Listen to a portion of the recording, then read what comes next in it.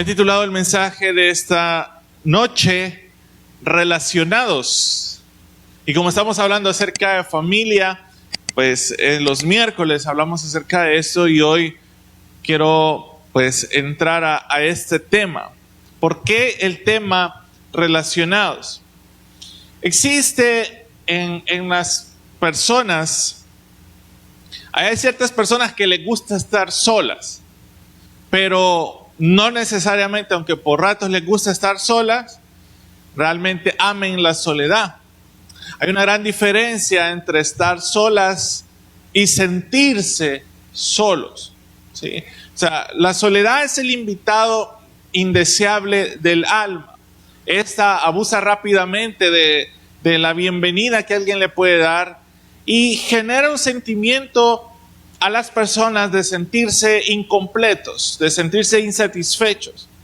La soledad como tal no tiene favoritismos, sino que esta sobrepasa cualquier barrera, raza, religión o cultura. Y es por eso que incluso pueden haber personas que estén en lugares donde hay mucha gente y sentirse completamente solas. Porque la soledad no tiene que ver con presencia de personas, sino tiene que ver con sentirse conectado con alguien más. Por eso es que la soledad es el hambre en el interior de la persona por la necesidad de sentir intimidad personal o relacional con alguien más. No es necesariamente la necesidad de compañía, sino es la necesidad de tener conexión con alguien más. Quiero que vayamos viendo todo esto porque realmente es muy importante. Es muy importante ver y pensar de que ninguna persona sobre la faz de la tierra podemos decir que es una roca. O sea, que no tiene sentimientos o que va a pasar por alto el no tener la compañía de alguien. Definitivamente todo ser humano necesita estar rodeado de personas o de alguien con quien pueda contar. Necesitamos entender que en este tiempo nuestra cultura y el mundo globalizado por el cual estamos viviendo nos trae tantos afanes, nos rodea aparentemente de tantas personas, pero sin tener relaciones significativas con alguien más. Pues vemos en este tiempo, más que nunca, existe bastante el individualismo, la frialdad, la apatía y el egoísmo. Yo me ponía a analizar y yo les he dicho en más de alguna ocasión que una de las cosas que rápido me puede molestar es el tráfico. Y quizás no en sí el tráfico, sino cómo manejan las personas. Eso es lo que son de las pocas cosas que a mí rápido me pueden encender. Pero me puse a pensar, ¿por qué? ¿Por qué es que la gente maneja así? Y tratando yo de darle un sentido lógico para calmar mi alma y mi ser interior con ese enojo, me llego a pensar de que no es que la gente no sepa manejar necesariamente, sino que existe bastante egoísmo en el tema de conductores, porque todos quieren ir primero, todos quieren avanzar, y no están pensando en que si yo puse la vía para que el otro vea que voy a cruzar, sino que simplemente, bueno, hay gente que va manejando y de la nada se detiene, no pone intermitentes y uno se queda como que, ¿y qué onda? ¿Estás en el parque o qué? ¿Sí o no? Algunos se darán cuenta, ¿verdad? Entonces no están pensando, o los microbuseros que son expertos en meterse donde quieran, en echarle la coaster, el bus, porque a ellos no les importa. Ellos simplemente quieren llegar a un lugar y con eso está bien. Entonces, este es como uno de tantos ejemplos que quizás podemos poner, ¿sí? O no podemos dejar quizás de hablar de la gente que le gusta meterse en las colas de los supermercados cuando uno está haciendo fila y de repente llega alguien que se hace el menso o la mensa y empieza así y de repente se metió la gran fila y no dice ni permiso, ni por favor, ni gracias, ¿sí? ¿Por qué? Porque simplemente pues, no tienen educación en el sentido de que no ven que también los demás se están esforzando haciendo esa fila que a nadie, creo yo, en su sano juicio le gusta esperar. y simplemente deciden satisfacer su propia necesidad. Entonces, esto nos lleva a que en cualquier lugar, en cualquier momento y cualquier grupo de personas es fácil encontrar este tipo de personas que simplemente ven por sí mismo. Esta sociedad que nos llena de mucha tecnología, pero nos separa del contacto humano. Yo algo que sí recuerdo, y creo que lo mencioné hace un par de meses, estaba antes de que existiera internet, bueno, quizás sí existía, pero no teníamos. Pero esa emoción de que recuerdo ver a mi papá y a mi mamá hacerle una carta navideña a mis tíos en Estados Unidos. Y quieras o no, tengo ese recuerdo de verlos, primero de ver la tarjeta, ver cómo iba decorada de Navidad y cuando escribía. Y también era aquella emoción como que cuando mi papá decía, miren, su tío nos acaba también de mandar una carta. Y era como aquella emoción también de ver el estilo de la carta, la letra y lo que pues podía decir esta misma. Era una genuina emoción.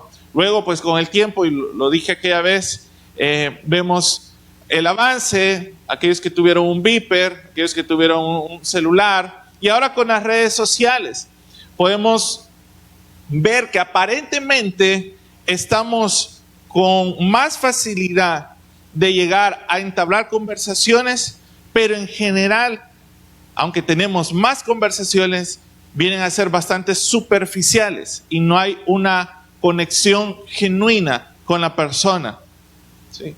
Los mensajes tienden a verse más así y las redes sociales como tal nos han aislado. Por eso es que hay personas que después de pandemia incluso mantuvieron como un esquema de, no quiero ir a la iglesia, mejor veo una transmisión, porque se les hizo más fácil.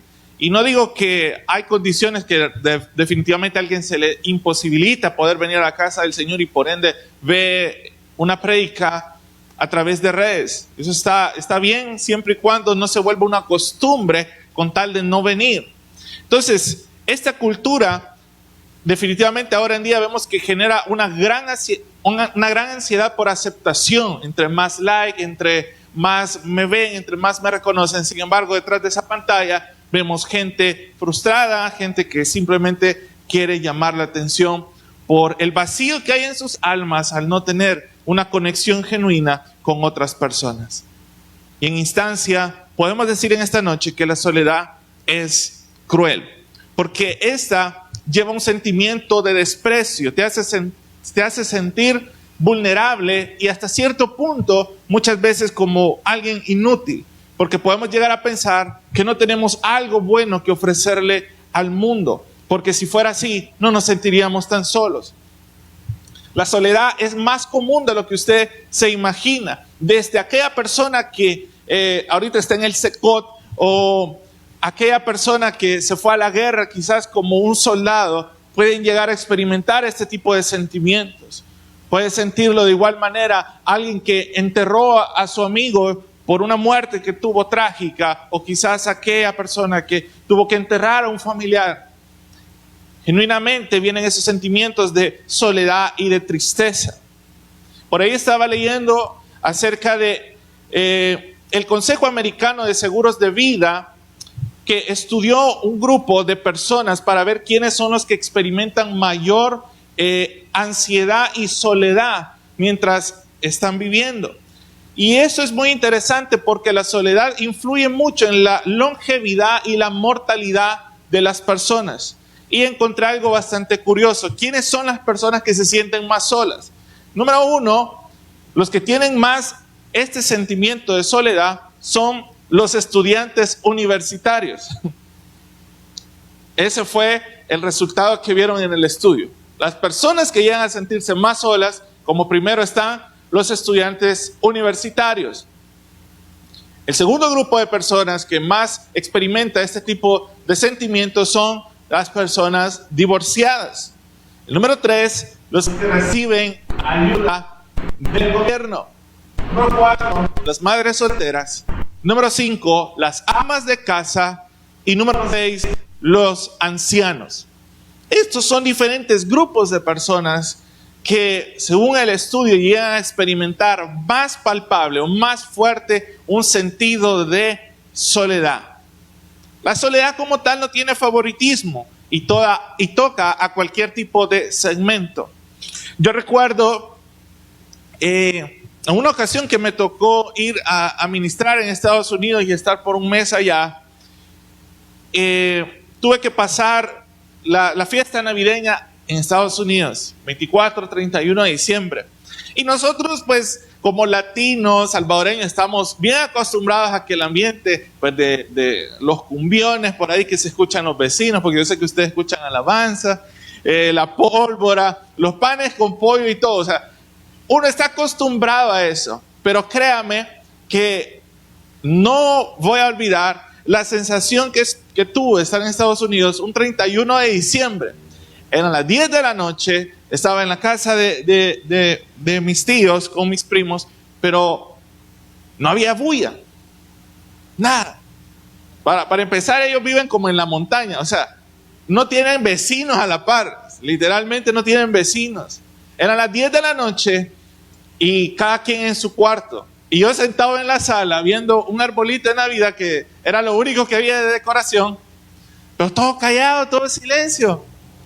Se llegó a las 12 de la noche, yo solo mirando las publicaciones de que muchos estaban festejando con su familia y todo esto y lo otro, y yo me sentía completamente solo. O sea, nunca había sentido una sensación tan extraña de un 31 de diciembre tan silencioso y un 1 de enero de la misma manera. No se sintió la diferencia. Entonces experimenté en esta ocasión ese sentimiento de soledad.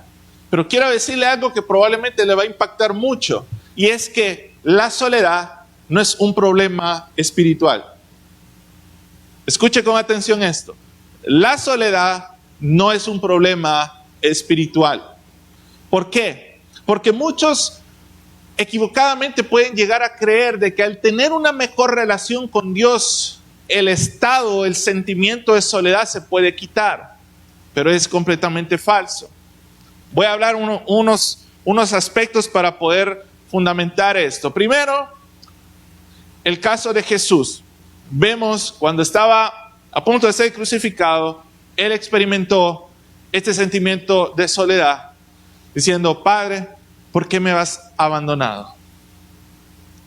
Pregunto, ¿cree que la espiritualidad de Jesús estaba mal en ese momento? No. Pero aún así, Jesús mismo también sintió abandono. Y vamos a ver otro caso en un momento. La soledad no es nueva, es la angustia más vieja del mundo y se manifestó incluso mucho más antes que el mal mismo aquí en la tierra. Y fue la única cosa que Dios dijo que no era buena. Vamos a entrar a la palabra del Señor en Génesis capítulo 2, versículo 18. Y dijo Jehová Dios: no es bueno que el hombre esté solo, le haré ayuda idónea para él. Nos detenemos acá con la lectura. La soledad es algo que vemos enternecer a Dios a un nivel tan profundo que al ver que el hombre estuvo solo, tuvo la idea de crear. Y Adán, en este punto de que el personaje que estamos hablando, no era porque él estuviera aburrido o necesitara necesariamente ayuda para poder cuidar el jardín del Edén o mantenerlo, sino que cada persona, así como Adán, necesitamos tener comunidad, un lugar o una persona con la cual podamos platicar y podamos escuchar. Necesitamos tener comunidad para poder amar y para poder ser amados.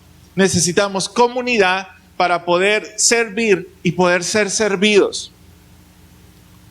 Necesitamos tener comunidad para celebrar a otros y que también nos celebren a nosotros.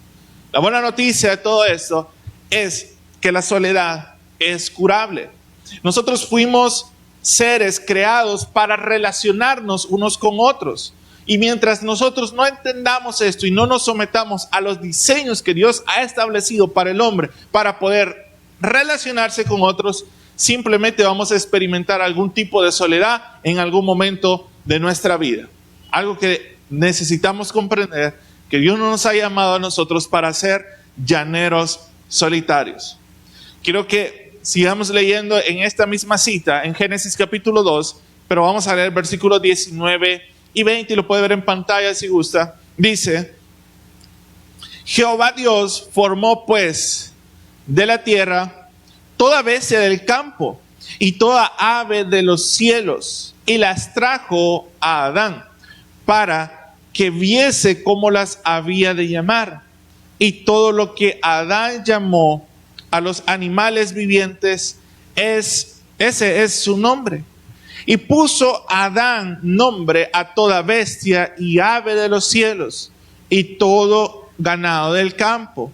Mas para Adán no se halló ayuda idónea para él. Mire esto, y eso es bien interesante. Adán tenía una relación perfecta con Dios. Sí, él no tenía pecado. Era la relación más pura en la cual él podía platicar con Dios. Tranquilo, chévere. Imagínense, tiene una perfecta relación con Dios. Está en un lugar perfecto como lo era el huerto del Edén. Pero aún así, a pesar de esto, él se sentía solo. Y Dios vio que eso le estaba sucediendo a él y que no era bueno. De hecho, vemos a Dios en las primeras intervenciones de la Biblia en las cuales aparece Dios. Vemos en 6 ocasiones diciendo a Dios: y sea la luz, y fue la luz, y vio Dios que esto era bueno. Para cada cosa que fue creando, 6 veces dijo Dios: esto es bueno. Pero cuando vio al hombre que estaba ahí, dijo: no es bueno que el hombre esté solo. Y no fue porque era malo, sino porque Adán estaba incompleto. Mira lo que dice el versículo 21. Entonces Jehová Dios hizo caer en sueño profundo sobre Adán, y mientras éste dormía, tomó una de sus costillas y cerró la carne en su lugar. Dios viene hasta esta operación quirúrgica quizás con Adán, con la iniciativa de que él tuviera una compañía, y no solamente eso, sino que lo hace descansar, como dice acá, lo duerme, para que él no se atribuya gloria a sí mismo, que fue por él, que fue ella creada, sino que era la intervención como idea original de parte de Dios para Adán. Luego en el versículo 22 de este mismo capítulo: y de la costilla que Jehová Dios tomó del hombre, hizo una mujer y la trajo al hombre. Es muy interesante poder percatarnos de lo siguiente. En las cosas en general que Dios venía creando, Dios tuvo que decir una palabra y las cosas fueron hechas. Y dijo el Señor, y dijo Dios: sea la luz, y fue la luz. Y en cada cosa nosotros vemos de que Dios usó su palabra para que las cosas fueran hechas. Sin embargo, con quien tuvo más cuidado y más delicadeza en crear fue con la mujer. De hecho, con el hombre había un poco de tierra ahí, un poco de polvo, y ahí agarró, hizo barro, lo sopló y ya estuvo. Sí, o sea, de ahí viene y dice: hacemos un muñeco, ¿verdad? Y lo formó, hizo la forma del hombre, le dio aliento y ya, con polvo. Y a veces uno es alérgico a uno mismo. Es triste eso. Pero vemos en el caso de la mujer que no fue así. Dios tuvo una creatividad. O sea, esos días venía del modo más creativo que podemos ver a Dios. Y terminó viendo esa perfección de creación y de imaginación haciendo una mujer. Porque tuvo una gran delicadeza definitivamente para hacerla. Y no solo eso, sino que la crea de manera diferente y la presenta a Adán para establecer lo que ahora conocemos y lo que desde el diseño de Dios es conocido, el matrimonio. Me encanta y quise agarrar el versículo 22 y leerlo en la Nueva Traducción Viviente, siempre este mismo capítulo. Versículo 23 dice, después de que Dios presentó a Adán a su mujer, en el versículo 23 dice, al fin, exclamó el hombre, esto es hueso de mis huesos y carne de mi carne. Ella será llamada mujer porque fue tomada del hombre. Así que esa expresión no es nueva. Adán, cuando vio a alguien semejante, pero con mejores virtudes y proporciones, él se alegró mucho. Adán dijo, sí, hoy sí, ya la hice. Él se emocionó. Y así lo declara la Biblia, ¿verdad? Así que es algo natural que existe. Y esta es la primera vez que vemos a un ser humano hablar en la Biblia. ¿Sí? Esta fue su primera expresión de un hombre hablando en la Biblia. Al fin. Y no solo eso, el tipo era poeta. O sea, ya por naturaleza el hombre es casaquero. Es que mire lo que dice. Esta es hueso de mis huesos y carne de mi carne. Esta será llamada mujer. Esto es poesía, hermano. Por naturaleza el hombre lo puede hacer. Luego mira lo que dice el versículo 24. Esto explica por qué el hombre deja a su padre y a su madre y se une a su esposa. Y los dos se convierten en uno solo. Versículo 25. Ahora bien, el hombre y su esposa estaban desnudos, pero no sentían vergüenza. Ok, nos detenemos ahí. Dios define el matrimonio para lo que Él lo creó. Su visión es que tanto el hombre como la mujer escogiera a una persona para poder experimentar un nivel de intimidad tan profundo que pudieran complementarse. ¿Ha oído usted la frase? Y creo que en algún momento hasta alguien lo habrá dicho, sin duda alguna de los que está aquí, o más de alguno. Dios no es religión, Dios es relación. Sí, suena bonita esa frase. Pero más allá de que eso es una verdad, también habla acerca de la necesidad del mismo ser humano de entablar buenas relaciones. ¿Por qué? Porque Dios también se relaciona. Vemos desde el principio la relación entre Padre, Hijo y Espíritu Santo. Hay relación, no es una sola persona, sino que hay relación de más de uno. La verdadera plenitud no existe fuera de las relaciones interpersonales. Y como les decía, incluso la semana pasada, hay gente que puede tener mucho dinero y sentirse completamente sola, porque no tiene con quién compartirlo. ¿Sí? De nada le sirva a alguien tener bastante dinero y solo para uno mismo. Es triste.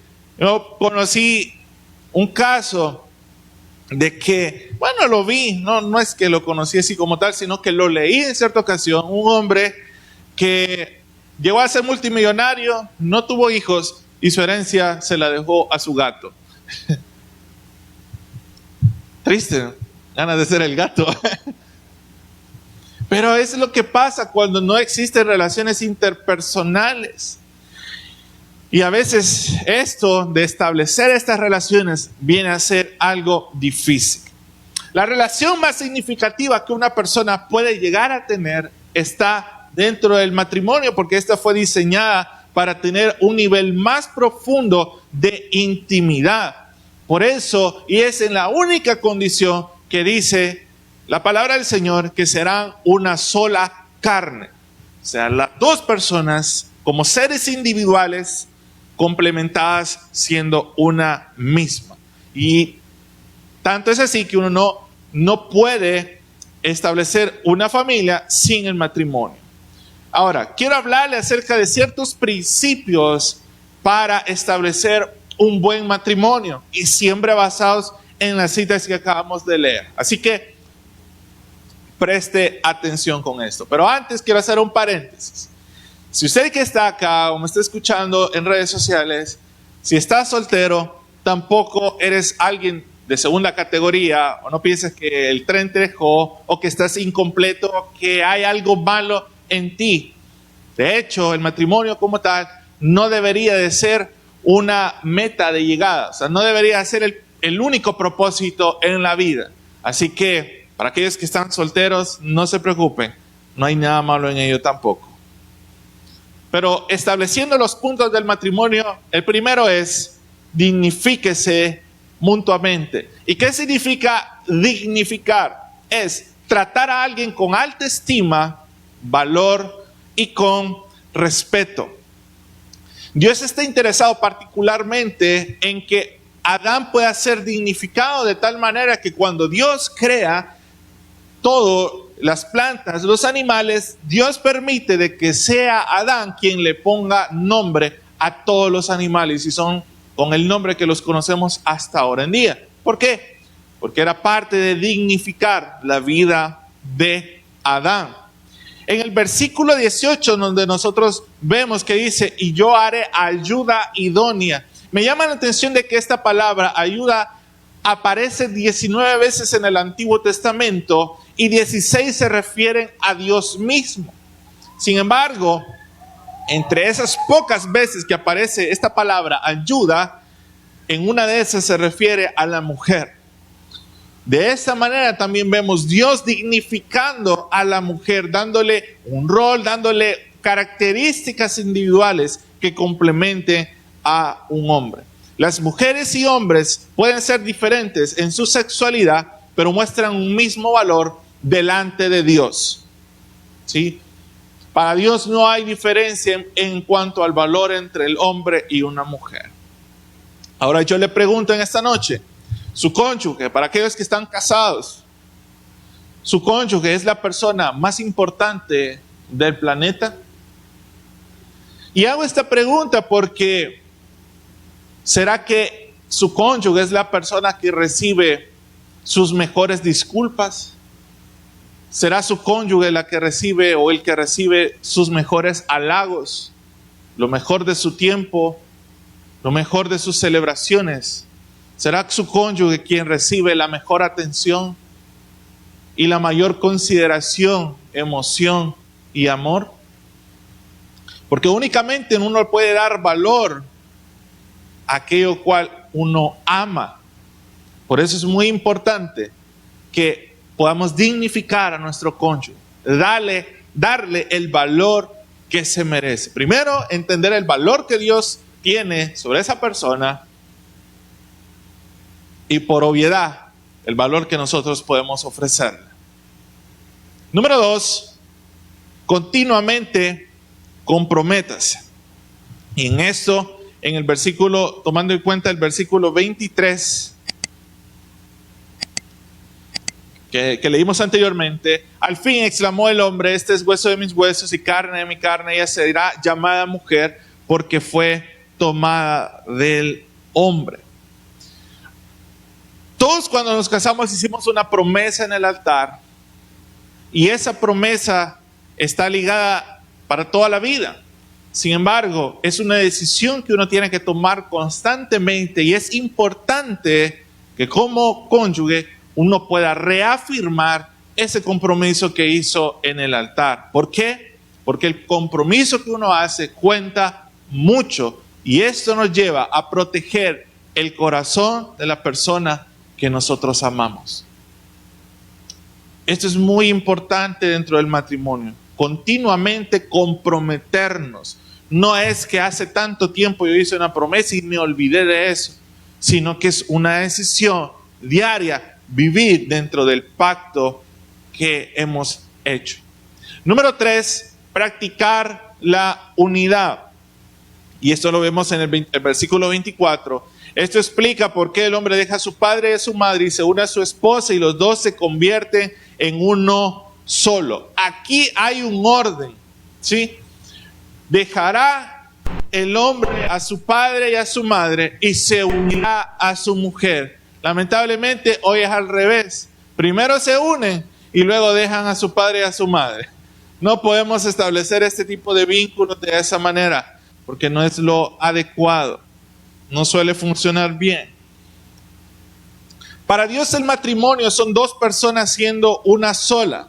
Y el matrimonio genera una intimidad tanto intelectual, una intimidad emocional y una intimidad espiritual. Lo que nosotros vemos dentro de una pareja, como lo he dicho en más de alguna ocasión ahorita, es poder complementarse, ¿sí? ¿Qué es lo que yo abono a la otra persona? El interés genuino para establecer una relación con una persona no es lo que yo puedo recibir o de qué manera puedo ser satisfecho yo, sino qué es lo que puedo dar y de qué manera puedo satisfacer a la persona que estoy amando. Porque uno de los núcleos más importantes en una relación es el amor, y el amor no tiene que ser egoísta, no tiene que pensar en sí mismo, sino en la otra persona. Por eso es necesario, como dice este tercer punto, practicar la unidad. Número 4, es importante que dentro de un matrimonio podamos ser vulnerables.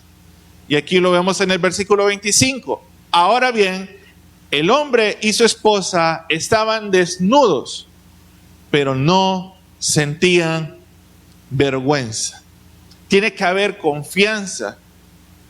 Tiene que haber ese vínculo en el cual puedo ser yo mismo y dejar que la otra persona sea ella misma sin nada que avergonzarse. Ese vínculo dentro del matrimonio es de lo más importante. Mira, ese soy yo. Quiero saber quién realmente eres tú. Seamos vulnerables. No tengamos miedo. Hombres, no tengan miedo de expresar sus sentimientos delante de su esposa cuando se sienten felices, cuando se sienten tristes. Sean vulnerables. A las mujeres no les cuesta mucho, pero los hombres sí tienden a ser más toscos, más cerrados, más... No. Tengo que verme fuerte. Es bueno también y es necesario que aprendas a ser vulnerable, porque si no eres vulnerable con tu pareja, ¿con quién más vas a llegar a ser vulnerable? Necesitamos entender que el matrimonio hace ese complemento. Número 5, imiten a Jesús. Hoy vámonos a Efesios capítulo 5, versículo 25 al 31, se lo voy a leer en la traducción del lenguaje actual. Puede verlo en pantalla y dice, Efesios 5, 25 al 31. Los esposos deben amar a sus esposas, así como Cristo amó a la iglesia y dio su vida por ella. Lo hizo para hacerla solo suya, limpiándola por medio de su mensaje y del bautismo. Cristo quiso regalarse a sí mismo una iglesia gloriosa, apartada del mal y perfecta, como un vestido sin una sola arruga, ni una sola mancha, ni nada parecido. El esposo debe amar a su esposa así como ama a su propio cuerpo. El hombre que ama a su esposa se ama a sí mismo, porque nadie desprecia su propio cuerpo. Al contrario, lo alimenta y lo cuida, del mismo modo que Cristo cuida a la iglesia. En realidad, cada uno de nosotros forma parte de la iglesia, que es el cuerpo de Cristo. Dice la Biblia, por eso el hombre deja a su padre y a su madre y se une a su mujer para formar un solo cuerpo. Y aquí es donde nosotros vemos la conexión que hace el apóstol Pablo en esta cita de Efesios con Génesis capítulo 2. Y es tan importante esto porque Pablo ve Génesis 2 y lo está comparando con la iglesia. Entonces, por esa razón, hombres, hagan todo lo posible por amar a su esposa. ¿Sí? Hagan todo lo posible. Primera de Corintios 13 del 4 al 7 en la Nueva Traducción Viviente. Mira lo que dice, y si no puedes escucharlo, dice: el amor es paciente y bondadoso. El amor no es celoso, ni fanfarrón, ni orgulloso, ni ofensivo. No exige que las cosas se hagan a su manera. No se irrita ni lleva un registro de las ofensas recibidas. No se alegra de la injusticia, sino que se alegra cuando la verdad triunfa. El amor nunca se da por vencido. Jamás pierde la fe. Siempre tiene esperanza y se mantiene firme en toda circunstancia. Entonces, hermanos, cada expresión de amor no se debe reflejar diciendo: porque yo soy el hombre, aquí se hace lo que yo digo y punto. Porque no se trata de mí, se trata de nosotros. Y uno no puede amar a otros siendo un egoísta. Caballeros que están acá, probablemente que si en algún punto, Dios no lo permita así, ustedes tuvieron una enfermedad difícil, no estamos hablando de una gripe, sino, porque yo sé que eso a un hombre lo dobla rápido, pero una enfermedad de verdad. Y que el médico le dijo que se tenía que tratar porque podría llegar a evolucionar y a ser una enfermedad terminal. Probablemente un hombre promedio va a buscar la manera de restablecer su salud, de hacer dieta, de seguir las indicaciones que le dé el doctor para poder estar en su cuerpo bien. ¿Sí? Yo creo que sí, ¿verdad? Entonces, de esa misma manera, así como nosotros buscamos recuperar nuestra salud, nuestro cuerpo, la Biblia nos manda a amar a nuestras esposas, a nosotros mismos. Pues si en algún momento la relación se encuentra enferma, deteriorada o en mal estado, lo que debemos buscar es la manera de salvarla, de recuperarla y que se encuentre bien nuevamente. Eso es lo que Dios nos manda. Así como el hombre cuida el cuerpo, así también debe cuidar a su esposa. Y esto es palabra del Señor. Número 6. Vivan en una sola misión. ¿A qué me refiero? Algo que definitivamente ayuda, y tómelo muy en cuenta, es que es muy significativo de que una pareja sirva juntos en una iglesia. Génesis 3:20. Y llamó a Adán el nombre de su mujer Eva, por cuanto ella era madre de todos los vivientes.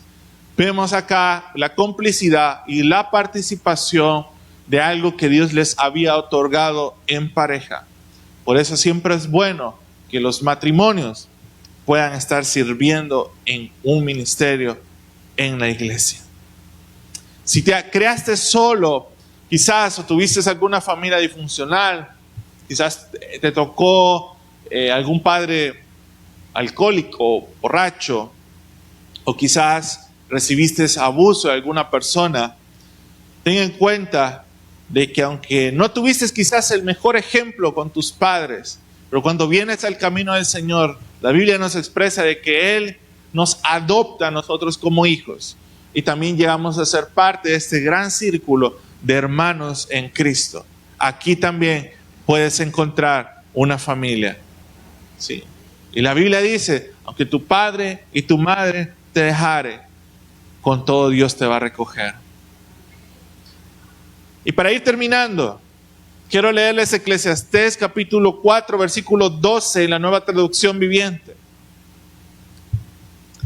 Alguien que está solo puede ser atacado y vencido, pero si son dos, se ponen de espalda con espalda y vencen. Mejor todavía si son tres, porque una cuerda triple no se corta fácilmente. ¿Y a quién podemos meter como tercero en una relación? Definitivamente a Dios. Cuando Dios está en el asunto, las cosas mejoran, las cosas cambian, las cosas fluyen y toman un mejor rumbo de lo que nosotros dos podemos hacer individuales. Por eso, yo les invito en esta noche que aprendamos y tomemos la decisión de ser más intencionales y fomentar amistad con otros. Porque es algo que Dios nos manda y algo que es bueno. ¿Sí? Saluda a las personas antes de retirarse de la iglesia. Conozca el nombre de alguno que otro. Y le aseguro que eso va a generar una mayor familiaridad dentro de la iglesia. También, no niegues tu soledad. Y sin duda alguna, reconoce que tú eres el primero que necesita dar el paso de hacer amigos. El que quiera ser amigo, ha de mostrarse amigo, dice la Escritura. La iglesia perfecta no existe, porque está llena de personas imperfectas. Así que, a cualquiera que usted vaya, se va a dar cuenta que siempre hay defectos en las iglesias, en cualquiera. Porque hay personas. Entonces, si usted conoce que Dios lo plantó acá, busquemos la manera de poder crecer. Y como lo dije hace un momento, la soledad es curable. Proponte ser amigo y reflejar el amor de Cristo en las demás personas, porque Dios nos ha hecho seres relacionales. Tenemos esa virtud. No podemos estar solos. Y sí, si Dios está con nosotros, es bueno, pero también necesitamos personas adecuadas que nos apoyen y que estén en cualquier momento. Así que seamos ese tipo de personas y no olvidemos ninguno de estos principios que su palabra nos dice. Hemos llegado al final de este mensaje. Si usted no ha recibido a Jesucristo como su Señor y Salvador personal, o usted se ha alejado de los caminos de Dios y desea reconciliarse, yo le hago la invitación para que en esta oportunidad reciba a Cristo. ¿Y cómo lo va a hacer? Repitiendo conmigo la siguiente oración. Señor Jesús, yo te recibo hoy como mi único Salvador personal. Creo que eres Dios, que moriste en la cruz por mis pecados y que resucitaste al tercer día. Me arrepiento, soy pecador. Perdóname, Señor. Doy gracias al Padre por enviar a su Hijo a morir en mi lugar. Gracias, Jesús, por salvar mi alma hoy. Amén. Si usted ha hecho esta oración, yo le invito para que se congregue en una iglesia donde se predique el Evangelio de Jesucristo. Que usted pueda también leer la palabra de Dios para que tenga mayor conocimiento de Él y pueda orar. Orar es platicar con Dios. Y si no, le invitamos a nuestra iglesia en Tabernáculo de Restauración, acá en Soyapango, con nuestros horarios de día domingo, 8 y 10. Día de semana tenemos 2 servicios, el día miércoles y día viernes a las 6 de la tarde. Todos serán bienvenidos. Que Dios les bendiga.